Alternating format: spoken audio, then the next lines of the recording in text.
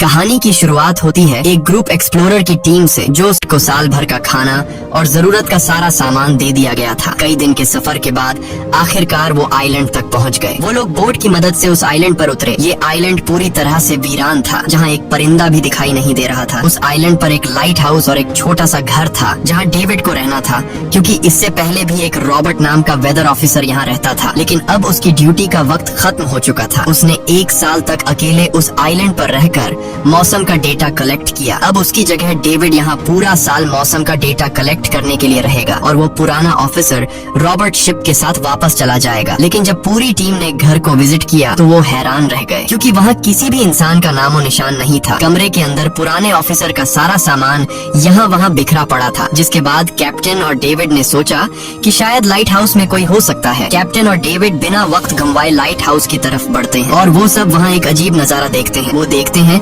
कि पूरा light house तेज और नुकीले लकड़ियों से घिरा हुआ था, जैसे किसी ने जानबूझकर उसे बंद कर दिया हो ताकि कोई भी अंदर न जा सके। जिसके बाद कैप्टन और डेविड ने लाइट हाउस का गेट कई बार नॉक किया, लेकिन अंदर से कोई रिस्पांस नहीं मिला। आखिर में उन्होंने गेट को जोर से धक्का दिया और अंदर घुस गए। लाइट हाउस के अंदर उन्हें एक आदमी मिला जिसका नाम ग्रूनर था। जब उन्होंने ग्रूनर से पुराने वेदर ऑफिसर रॉबर्ट के बारे में पूछा तो उसने जवाब दिया कि वो तो मर गया है। वो समंदर की तरफ गया लेकिन दोबारा कभी लौटकर वापस नहीं आया। ग्रूनर की बातें सुनकर डेविड और कैप्टन दोनों चौंक गए। ये सब सुनने के बाद कैप्टन ने डेविड से कहा, अगर तुम अब भी चाहो तो हमारे साथ वापस चल सकते हो। लेकिन डेविड ने वापस जाने से इनकार कर दिया। डेविड ने सोचा अगर वो सरकार को उस आइलैंड का एक्यूरेट वेदर रिपोर्ट दे पाया तो उसे काफी मोटी रकम मिल सकती है। जिसके बाद कैप्टन ने उसे एक गन दी खुद की प्रोटेक्शन के लिए, और कैप्टन ने डेविड से कहा कि ये जगह मुझे सेफ नहीं दिखाई दे रही, अपना ख्याल रखना। इसके बाद उसे वहीं पर छोड़कर वो सब वापस चल दिए और अब ये दोबारा वापस 1 साल बाद आएंगे। कैप्टन के जाने के बाद डेविड ने घर को थोड़ा सेटल किया, रहने के काबिल बनाया। रात होने के बाद उसे ड्रॉर में एक डायरी मिली जो पुराने वेदर ऑफिसर रॉबर्ट की थी। उस डायरी में आइलैंड के बारे में बहुत कुछ लिखा था। डायरी में एक मिस्टीरियस क्रीचर के बारे में कुछ बातें लिखी गई थी, लेकिन सब कुछ साफ नहीं था। कुछ बातें अधूरी थी। डेविड हर लाइन को ध्यान से पढ़ता गया। उस डायरी में कुछ अजीब तरह के जानवरों के स्केचेस भी बने थे। डेविड को समझ नहीं आया उसने ऐसी पिक्चर्स क्यों बनाई थी। शायद वो अकेला था और टाइम पास के लिए ऐसा किया होगा। डायरी के एक पेज पर पुराने ऑफिसर के वाइफ की फोटो भी लगी थी। डेविड वह डायरी पढ़ते पढ़ते थक गया और धीरे धीरे उसकी आंख लग गई। अगली सुबह डेविड ने मौसम का डेटा कलेक्ट करना शुरू कर दिया, लेकिन समंदर के पास पहुंचते ही उसके कदम रुक गए। उसने देखा कि चट्टानों के बीच कुछ पत्थर अजीब तरीके से सजाए गए हैं और उनके बीच शेल्स रखे थे अजीब से पैटर्न में। डेविड ने सोचा शायद ये सब ग्रूनर ने किया है। वो ये सोचकर दोबारा अपने काम में लग गया। काम के दौरान जब उसने दूरबीन से लाइट हाउस की तरफ देखा तो उसे ग्रूनर के साथ एक और इंसान भी दिखाई दिया, लेकिन पलक झपकते ही वो गायब हो गया। डेविड ने दोबारा उसे देखने की कोशिश की, लेकिन फिर उसे लगा कि ये उसका वहम है। रात को डेविड अपने काम में बिजी था, तभी दरवाजे पर नॉक हुआ। उसे लगा कि शायद ये ग्रूनर है। डेविड ने उसका नाम पुकारा, लेकिन कोई जवाब नहीं मिला। हाथ में लैंप लेकर जैसे ही डेविड दरवाजे की तरफ बढ़ा तो उसके कानों में कुछ अजीब सी आवाजें गूंजने लगी जो किसी इंसान की बिल्कुल भी नहीं थी। और फिर उसने देखा गेट के नीचे से किसी अजीबोगरीब क्रीचर का हाथ अंदर आने की कोशिश कर रहा है। वो इंसान का हाथ बिल्कुल भी नहीं था। ये देखकर डेविड के पांव तले जमीन ही खिसक गई। वो तुरंत बेसमेंट की तरफ भागा और वहाँ जाकर छुप गया। कुछ ही देर में वो मिस्टीरियस क्रीचर घर के अंदर घुस चुकी थी। वो छुप छुप कर डेविड को ढूंढ रही थी और डेविड बेसमेंट के एक छोटे से दरार से उसे देखने लगा। डेविड की हलचल से उस क्रीचर ने डेविड को देख लिया, जिसके बाद वो क्रीचर डेविड को मारने के लिए तेजी से उसकी तरफ भागा और दरार से उसे पकड़ने की कोशिश करने लगा। तो डेविड ने खुद को बचाने के लिए फौरन चाकू उठाकर उसकी आंख में दे मारा। वो क्रीचर चीख के भाग गई, लेकिन वो कभी भी वापस आ सकती थी। और डेविड के दिमाग में ये बात कंफर्म हो गई कि जो डायरी में क्रीचर के बारे में बात लिखी थी वह सच है। डर के मारे वो पूरी रात सो न सका। अगली सुबह जब डेविड घर से बाहर गया तो उसने रेत पर कुछ पैरों के निशान देखे जो किसी इंसान के बिल्कुल भी नहीं थे। वो निशान सीधे समंदर की तरफ जाकर खत्म हो गए थे। अब डेविड को सब समझ आ गया था कि क्यों ग्रूनर ने लाइट हाउस के चारों ओर नुकीली लकड़ियां लगाई हैं। अब डेविड जान गया कि अगर मैं इस घर में रहूंगा तो वो क्रीचर मुझे कभी भी मार सकते हैं। डर के मारे डेविड लाइट हाउस की तरफ दौड़ता है और ग्रूनर को चिल्लाकर कहता है, गेट खोलो, मुझे अंदर आना है। लेकिन ग्रूनर उसे अंदर नहीं आने देता और कहता है, तुझे शिप के साथ लौट जाना चाहिए था। डेविड निराश होकर वापस लौटता है, क्योंकि ग्रूनर उसे लाइट हाउस के करीब भी नहीं देखना चाहता था। वो उसके ऊपर पानी गिराकर उसे दूर जाने को कहता है। अब उसे खुद ही कुछ करना होगा। उसने घर की हर एक विंडो को लकड़ी से बंद कर दिया,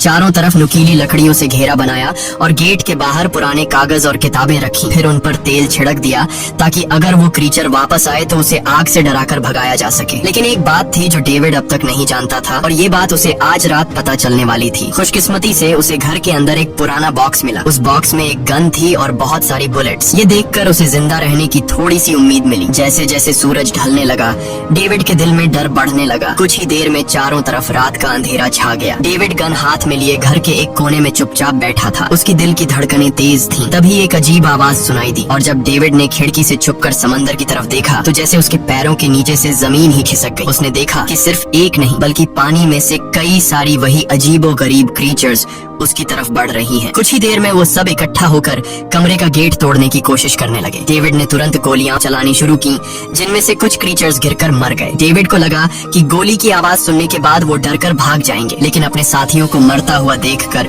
वो और भी ज्यादा गुस्सा हो गए। तब डेविड प्लान बी अपनाते हुए गेट के बाहर रखे कागजों और पुरानी किताबों को आग लगा देता है। आग देखकर वो क्रीचर्स डर के मारे वापस समंदर में लौट गए, लेकिन अब वही आग डेविड के घर तक पहुंच चुकी थी। घर के दरवाजे ने आग पकड़ ली और धीरे धीरे फैलने लगी, क्योंकि पूरा घर लकड़ी का बना हुआ था। डेविड ने तुरंत एक चादर में खुद को लपेटकर अपनी जान बचाई और बाहर निकलकर लाइट हाउस के पास एक बड़े पत्थर के पीछे छुप गया। क्रीचर्स को शूट करते वक्त डेविड के हाथ में काफी गहरी चोट भी आई। तभी अचानक तेज बारिश शुरू हो गई। आग धीरे धीरे बुझने लगी, लेकिन पूरी रात की बारिश के बाद भी सुबह तक डेविड अपना घर नहीं बचा पाया। पूरा घर जलकर लगभग राख हो चुका था। अब अगर डेविड को जिंदा रहना है तो उसे लाइट हाउस में पनाह लेनी होगी। उसने अपनी राइफल उठाई और लाइट हाउस के पास के पत्थरों के बीच छुप गया और इंतजार करने लगा कि कब ग्रूनर पानी भरने आएगा। जब ग्रूनर पानी भरने के लिए लाइट हाउस से बाहर निकला तो डेविड उसके पीछे पीछे चल दिया, लेकिन तभी अचानक एक अजीब सा क्रीचर जो ग्रूनर के पास ही था उसने डेविड पर हमला कर दिया। लेकिन किसी तरह करके डेविड ने उसे काबू कर लिया। वो क्रीचर ग्रूनर का रक्षक था। जब वह उसे शूट करने वाला था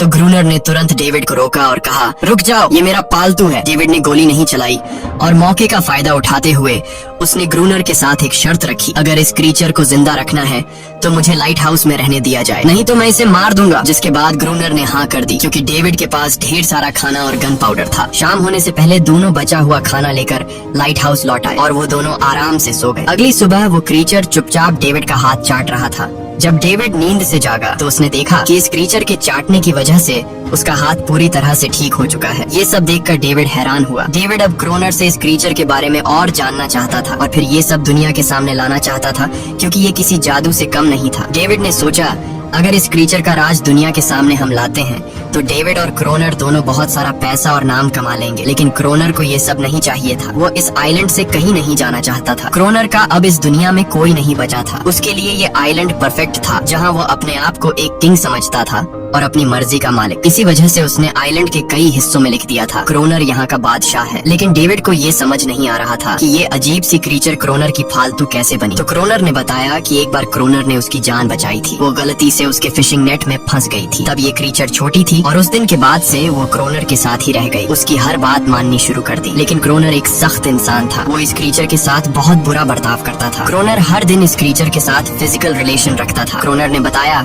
कि एक बार इस क्रीचर ने मुझ पर हमला भी किया था और उसके बदले में क्रोनर ने उसे ऐसी सजा दी कि उस सजा के बाद वो क्रीचर अपने आप को क्रोनर की गुलाम समझने लगी। और आप सब भी समझ गए होंगे कि हर रात वो क्रीचर समुद्र से बाहर क्यों आते हैं। वो सभी इसलिए आते हैं ताकि अपने साथी को क्रोनर से छुड़वाकर वापस ले जाए। लेकिन क्रोनर ऐसा नहीं होने देता। वो क्रीचर्स दिन के उजाले में अटैक नहीं कर सकते, क्योंकि सूरज की रोशनी उनकी स्किन जला देती है। डेविड अब यहाँ और नहीं रहना चाहता था। वो किसी तरह से आइलैंड से अपनी जान छुड़ाना चाहता था। खैर, शाम होने लगी और क्रोनर ने उससे कहा, गन लेकर रेडी हो जाओ, क्योंकि वो क्रीचर्स कभी भी हमला कर सकते हैं। वो लाइट हाउस की लाइट ऑन करने के लिए तैयार हो गए और कुछ ही देर में समुद्र से बड़ी संख्या में क्रीचर्स निकलकर बाहर आ गए। वो लाइट हाउस की तरफ बढ़ते जा रहे थे। क्रोनर उन पर लगातार फायर करता जा रहा था, लेकिन डेविड पूरी तरह से डर गया था। वो लाइट हाउस के अंदर की तरफ आने लगा। क्रोनर के बार बार कहने के बावजूद वो बस एक कोने में चुपचाप बैठा रहा और कुछ ही देर में डेविड बेहोश हो गया। क्रोनर पूरी रात अकेला इन क्रीचर्स से लड़ता रहा। अगली सुबह क्रोनर ने गुस्से में डेविड के मुंह पर पानी डालकर उसे उठाया और कहा, अगर तुम्हें जिंदा रहना है तो इनकी जान लेनी होगी, नहीं तो तुम्हें लाइट हाउस से निकाल दिया जाएगा और तुम्हें मेरी हर बात माननी होगी। रोजाना पानी भर कर लाना, लाइट हाउस के छोटे बड़े काम करना और रात को मेरे साथ गार्ड ड्यूटी भी करनी होगी। अब डेविड के पास दूसरा कोई ऑप्शन नहीं था। इसी वजह से ये सब करना उसकी मजबूरी बन गया। डेविड अब क्रोनर की हर बात मानने लगा। लेकिन एक चीज थी जो उसे बिल्कुल भी पसंद नहीं आई। वो ये थी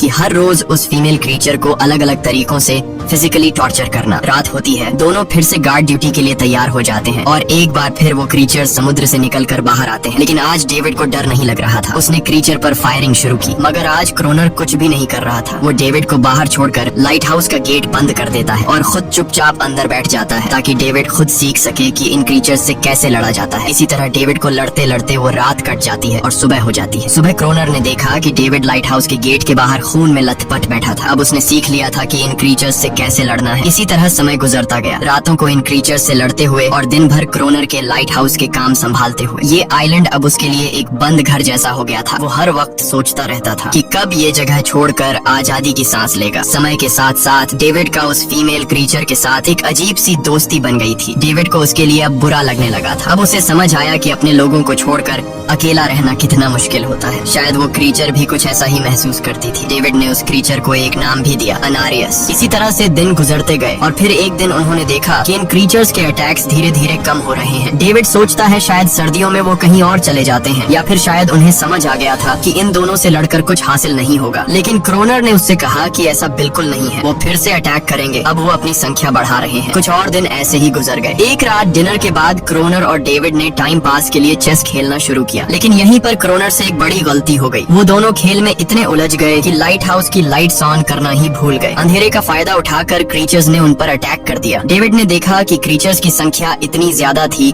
कि दो लोग मिलकर भी ज्यादा देर तक नहीं लड़ सकते थे और इस बार उनके पास कोई प्लानिंग भी नहीं थी। गन्स की बुलेट्स भी ऑलमोस्ट खत्म हो चुकी थी। किसी तरह बचते बचाते वो लाइट हाउस के टॉप तक पहुंच गए। लेकिन इस बीच क्रोनर के पैर में गहरी चोट आ गई। वो क्रीचर्स आज उन पर भारी पड़ गए थे। दोनों को लगा कि आज उनकी मौत पक्की है। लेकिन खुशकिस्मती से सुबह हो गई। जैसे ही सूरज धीरे धीरे उभरता है, वो क्रीचर्स लाइट हाउस छोड़कर समुद्र में वापस चले जाते हैं। कड़कती धूप निकलने के बाद एनेरियस क्रोनर के जख्म को ठीक करने की कोशिश करती है। लेकिन अब तक डेविड को समझ आ चुका था कि वो इन क्रीचर्स के साथ ये लड़ाई जीत नहीं सकते। बुलेट्स भी अब खत्म होने के करीब हैं। उनके पास खाना भी इतना नहीं है कि वो ज्यादा देर तक चल सके। लकीली अगले दिन जब डेविड लाइट हाउस के बाहर इधर उधर घूम रहा था तो उसने समुद्र में एक जहाज देखा। वो जल्दी से अंदर से फ्लेयर गन लाया और जहाज को सिग्नल देने गया। लेकिन क्रोनर ने उसे रोक दिया क्योंकि वो नहीं चाहता था कि डेविड यहाँ से जाए। उसी वक्त अनारियस ने क्रोनर पर हमला कर दिया। वो डेविड को क्रोनर से बचाना चाहती थी। क्रोनर किसी को भी ये आइलैंड छोड़ने नहीं देना चाहता था। ये आइलैंड उसकी अपनी दुनिया थी जहाँ वो एक किंग की तरह रहता था। वो डेविड को भी जाने नहीं देना चाहता था। इतने समय से अकेला रहने के बाद अब उसके पास कोई था जिससे वो बात कर सकता था। और अगर डेविड उस शिप में वापस चला गया तो वो वहाँ जाकर सबको एनेरियस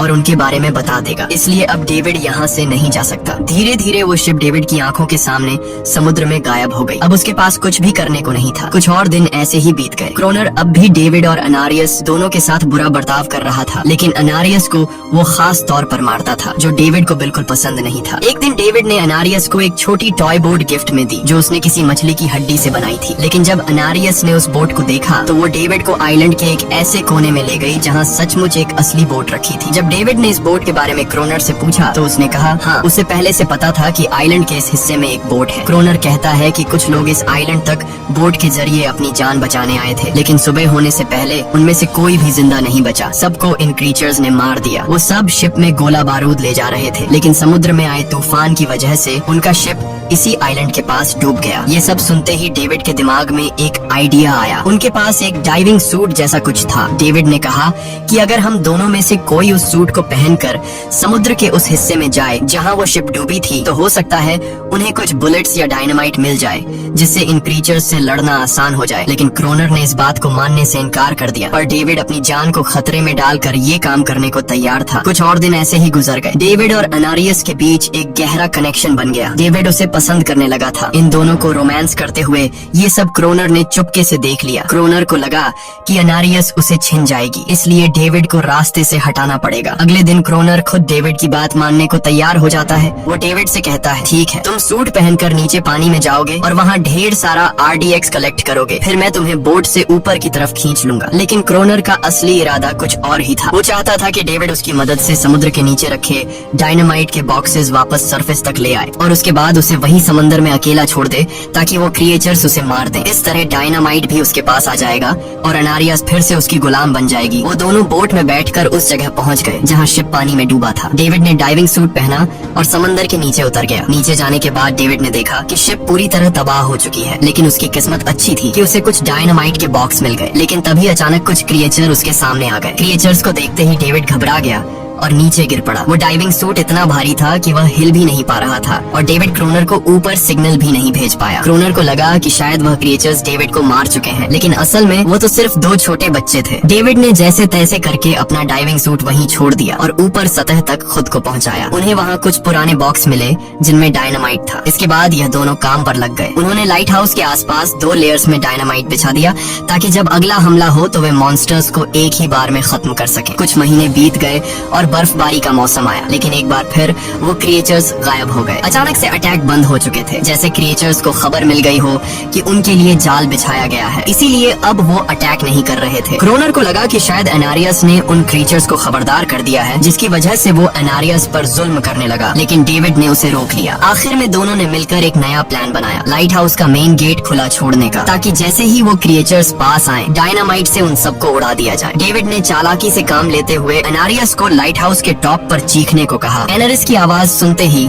सभी क्रिएचर्स गुस्से से भड़क उठे। क्रिएचर्स ने जब देखा कि लाइट हाउस का मेन गेट खुला हुआ है तो उन्हें लगा कि यह अच्छा मौका है एनारियस को छुड़ाने का, लेकिन असल में यह उनके लिए एक चाल थी। कुछ ही देर में वह क्रिएचर समंदर से बाहर निकलने लगे। वे सीधे मेन गेट की तरफ बढ़े और अंदर घुसते ही डेविड पर हमला कर दिया। डेविड भी हिम्मत दिखाता है और क्रिएचर से जान छुड़ा लेता है। जैसे ही वे सभी क्रिएचर लाइट हाउस के पास पहुंच जाते हैं तो क्रोनर डायनामाइट का लीवर दबा देता है, लेकिन ब्लास्ट नहीं होता। असल में डेविड ने उसका कनेक्शन खोल दिया था और क्रोनर उसे दोबारा लगाना भूल गया था। डेविड तुरंत ऊपर भागता है और डायनामाइट का वायर जोड़ना शुरू करता है। तब तक वो क्रिएचर्स लाइट हाउस पर चढ़ने की कोशिश कर रहे होते हैं, जिन्हें सिर्फ अकेला क्रोनर रोकता है। जैसे ही कनेक्शन पूरा होता है डेविड पहला लेयर उड़ा देता है, जिससे कई क्रिएचर्स ब्लास्ट में खत्म हो जाते हैं, लेकिन अभी भी काफी मॉन्स्टर्स लाइट हाउस पर हमला करने के लिए तैयार होते हैं। इस वजह से क्रोनर दूसरा लेयर भी ब्लास्ट कर देता है। दोनों उस जोरदार धमाके में बेहोश हो जाते हैं। अगली सुबह जब दोनों होश में आए तो उन्होंने देखा कि एनारियस वहाँ नहीं थी। ब्लास्ट में चारों तरफ मरे हुए क्रिएचर्स पड़े थे। क्रोनर उन सबको मार रहा था जो जख्मी हालत में जिंदा बचे थे। तभी डेविड की नजर उनमें से एक के गले में लटके एक नेकलेस पर पड़ी। उस क्रिएचर को तड़पता हुआ देखकर डेविड को उस पर तरस आ जाता है और उसे अपनी गलती का एहसास हो जाता है। जिन क्रिएचर्स को वह अब तक खूंखार समझते आए थे वो भी इंसानों की तरह थे, सिर्फ बोल नहीं सकते थे। लेकिन क्रोनर के लिए यह सब बेकार बातें थी। उस दिन के बाद वह क्रिएचर्स फिर कभी अटैक नहीं कर पाए, लेकिन हर दिन समंदर के किनारे से रोने की आवाजें आती थी। डेविड को अब तक नहीं पता था कि उन्होंने कितना बड़ा नुकसान कर दिया था, कितनी फैमिली टूट गई, कितने बच्चों ने अपने लोग खो दिए सिर्फ एक गलतफहमी की वजह से। अगले दिन डेविड ने समंदर में उन क्रिएचर्स के कुछ छोटे छोटे बच्चों को देखा, वो सब जिन्होंने अपने परिवार खो दिए थे। डेविड ने पत्थरों का एक गोल सर्कल बनाया और उसके बीच में वह छोटी टॉय बोट रख दी ताकि एनारिस उसे देखकर वापस लौट आए। डेविड ने कई घंटे इंतजार किया, लेकिन एनारिस कभी वापस नहीं आई। सुबह नींद से जागने के बाद डेविड ने देखा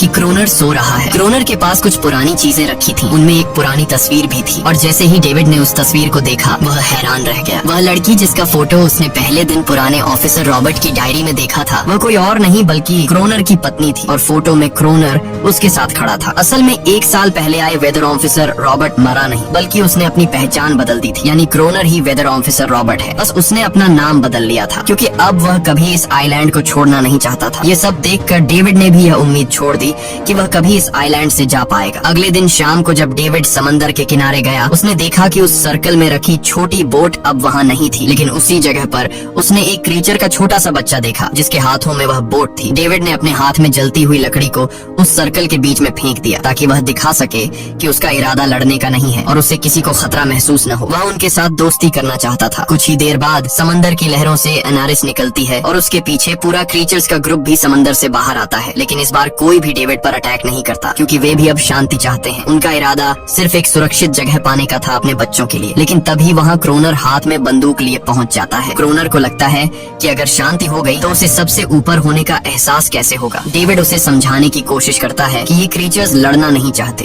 ये शांति चाहते हैं, लेकिन ग्रोनर किसी की नहीं सुनता। वो एनेरियस से चिल्लाकर कहता है अंदर चली जाओ, लेकिन ये पहली बार था कि एनेरियस ने उसकी बात नहीं मानी, क्योंकि अब वह उसकी नौकरानी नहीं थी। यह देखकर क्रोनर को लगता है कि अब इस आइलैंड पर उसकी बादशाहत नहीं रही। क्रोनर खुद को अंदर से कमजोर महसूस करने लगता है, क्योंकि अब कोई भी उसका हुक्म नहीं मान रहा था। गुस्से में उसने लाइट हाउस की तरफ कदम बढ़ाए। डेविड को लगा शायद क्रोनर को अब समझ आ गया होगा कि हर एक जानवर आजादी चाहता है, कोई भी किसी का गुलाम बनकर नहीं जीना चाहता। लेकिन क्रोनर के सर से बादशाहत का भूत कहाँ उतरने वाला था। जैसे ही वह लाइट हाउस पहुंचा, उसने सिग्नल गन से एक फ्लेयर छोड़ी जो सीधा जाकर एक क्रीचर के बच्चे से टकरा गई। उस बच्चे की तुरंत मौत हो गई। सभी क्रीचर्स डर के मारे भाग गए और एनेरियस ने भी डेविड पर अपना पूरा भरोसा खो दिया। गुस्से से पागल डेविड तुरंत लाइट हाउस की तरफ भागता है क्रोनर को सबक सिखाने। डेविड उससे लड़ने लगता है, क्यों किया तूने ये सब? ये लोग तो बस शांति चाहते थे। लेकिन क्रोनर इतना हिंसक हो चुका था कि उसने डेविड को मारने का फैसला कर लिया। वह हाथ में लोहे का रॉड लेकर जैसे ही डेविड पर वार करने जा रहा था, डेविड ने उसे उसके असली नाम से पुकारा और कहा, रुक जाओ रॉबर्ट, तुम खूनी नहीं हो। ये सुनकर क्रोनर एकदम रुक गया। असल में रॉबर्ट ऐसा इंसान कभी था ही नहीं। इस आइलैंड पर आने के बाद अकेले रहने की वजह से उसकी मेंटल हेल्थ बिगड़ चुकी थी। अकेलापन, अपनी पत्नी की मौत और गहरा डिप्रेशन, इन सब ने उसे ऐसा बना दिया था। वह असल में कोई किलर नहीं था, वह एक अच्छा इंसान था। क्रोनर को एहसास हुआ कि ये क्रीचर्स कभी लड़ना नहीं चाहते थे, वे बस शांति चाहते थे। क्रोनर ने उन्हें सिर्फ इसलिए मारा ताकि वह खुद को पावरफुल दिखा सके, और अब क्रोनर को अपनी गलती का एहसास हो चुका था। इसीलिए उसने खुद को उन क्रीचर्स के सामने सरेंडर कर दिया और कुछ ही पलों में उन्होंने उसे मार दिया। डेविड लाइट हाउस के अंदर खुद को लॉक कर लेता है। समय ऐसे ही बीतता चला जाता है